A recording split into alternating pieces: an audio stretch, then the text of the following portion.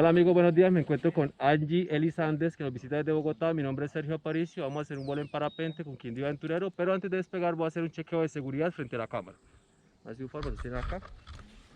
Con permiso, señorita.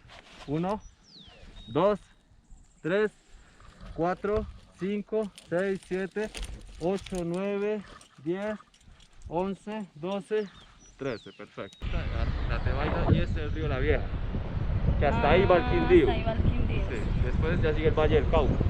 Ese pueblito allá a la izquierda, se ve por allá. Sí. Caicedonia, Valle del Cauca. Ahí se ve el municipio de Buenavista.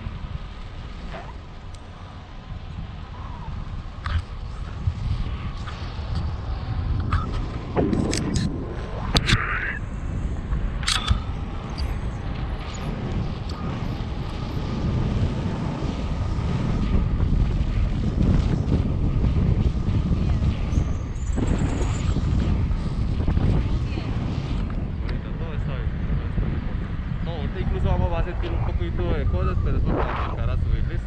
Ah, Voy a agarrar una corriente que me permite ganar alturita, porque entre más alto pase, más garantizo que voy a llegar hasta allá donde necesito aterrizar. listo. Pues con esta altura, por ejemplo, si lo voy de frente no llego. Entonces necesito ganar un poco de altura por acá en el camino. Vamos a ver que nos regala por ahí la naturaleza, porque hay unas corrientes, pero esas toca disfrutar las